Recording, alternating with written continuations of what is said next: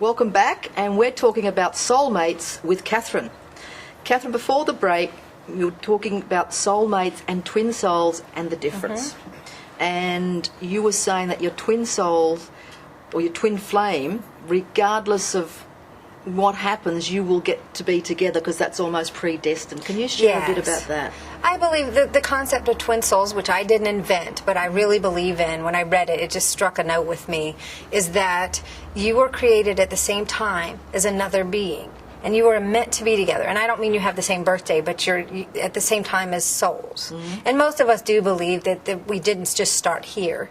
And at the right time, you were programmed to come together. I think you can delay that by not believing in love or by being hung up on the wrong person and not letting go of them. But eventually, you must come together and you'll be brought together at the right time. And then you're together. You end up together. You don't want to be apart. And that's that. Okay.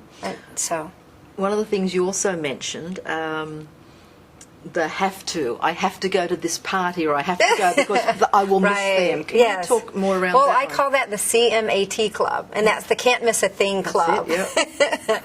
And that means that, I meet these people who are desperate to find love, and they go to everything. They're scared to miss a party because they might miss their one. They might be there. And I ask people to relax because that's a little bit of a nervous energy. It's not that magnetic energy that we've been speaking about. It's a different energy. It's a disconnected energy.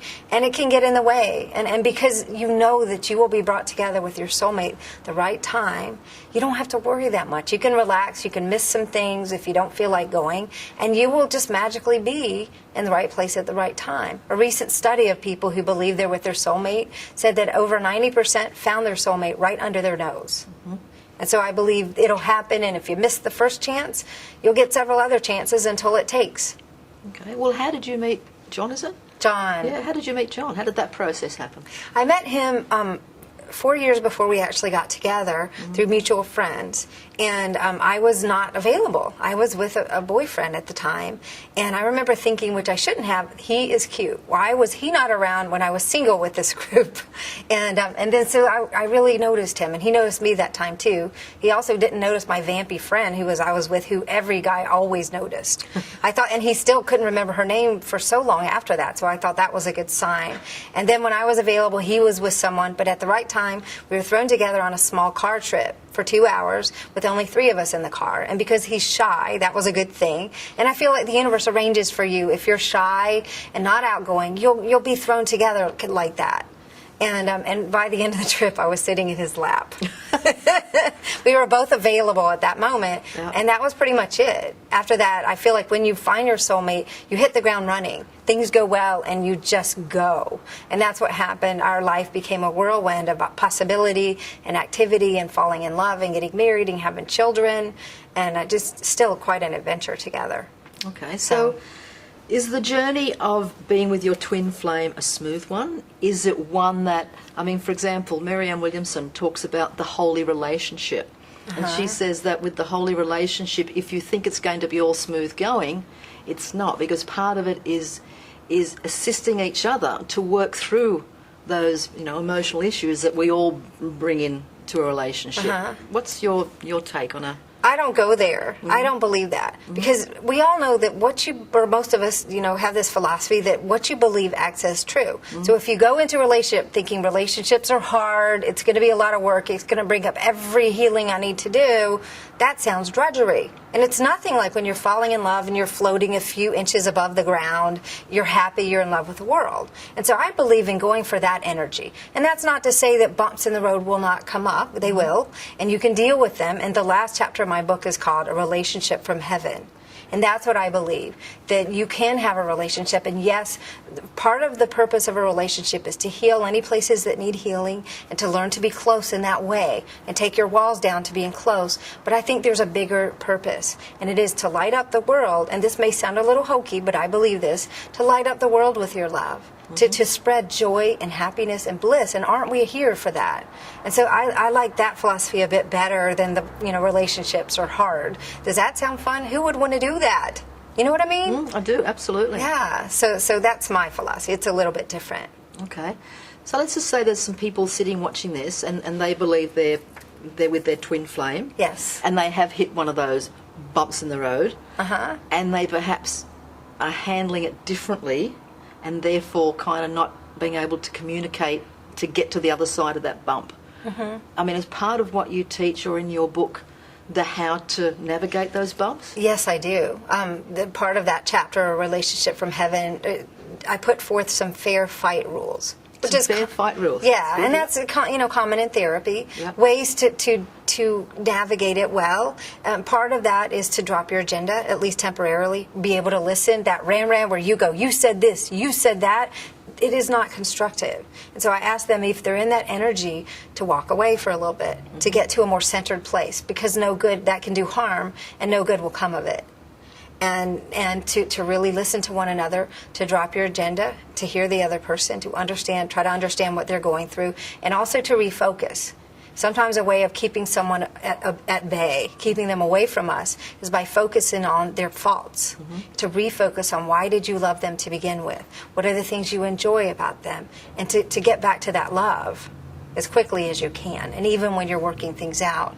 And I also feel that rather than have to butt heads, that if you're holding an intention within yourself, you don't have to ever tell them it, and if it seems at odds, somehow you both can get your intention met. You can get your needs met, and not always by each other. And that works very nicely. Okay. So, How many, as you say, soulmates were kind of created at the same time? Yes. Somewhere in space and time.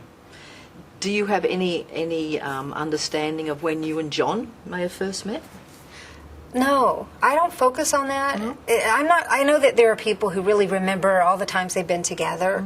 But I feel like because we're now here, Yep. that our journey has been so dynamic now that we're really focusing on enjoying each other in each moment rather than get back into that. Every now and then there's a moment of recognition. And certainly we're so in sync. We have the same thought at the same time. Yeah, I call those marriage moments. And we know what each other, we often know what the other is thinking. We're very in sync that way. But we don't spend a lot of time with that. It's just, it is understood. So. That in sync thing you just mentioned, is that an example of a couple that may be in a twin flame relationship? Yeah, that is definitely an example. Yeah. Would it happen with couples that weren't twin souls? It can, too. Maybe just a soulmate and not a twin soul. When you're close and you're allowing yourself to be that close, you do get in that place of synchronicity, and it's magical. There's magic that happens around you as a couple and within your relationship, and it's very deep. It's almost like you do become one person. You're feeling the oneness that we all feel when you're around a group of friends and you're having fun and you just don't want to leave, and you feel that sense of connectedness and oneness. Or if you go to a good retreat, you can have that in your relationship. So it's connecting you, I feel, to the greater, the fact that you're not alone, that you are ultimately always connected. Does that make sense? Yes, absolutely. Yeah. Absolutely. What would be some of the questions you get asked in the workshops or when you're working with clients one-to-one? What are some of the commonalities?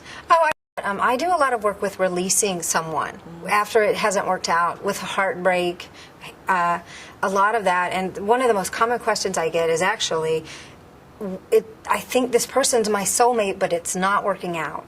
What do I do? And I ask them to release, because if it is the soulmate, the space of letting go is the space where it can finally happen. But they can't fake it and say, oh, I'm going to let go because then they'll come back. And then it'll work out. That's faking it. You have to really be willing to let go. And in that space, either the right person will come if it's not them, and at least you're giving it a little breather. But it also, the person may decide that they're willing to work it out, and it may happen. Okay. What That's a other- big one. That sounds like would be the main one. That is the main one. Yeah. It comes up, it just came up. I did a book signing right before this. They Yeah. came up right, for sure. And so the voice of attachment is, people think that's the voice of intuition. But the minute, if you've ever been hung up on somebody and then all of a sudden you're done with them and you finally let go, mostly the thought is, well, what was I thinking? I was obsessed. And so we have to understand the voice when you're attached is not your intuition. It's telling you they're the only one. They're your soulmate. But the minute you're done with the attachment, you get a different message. And so I ask them to try to realize that they're not seeing things properly.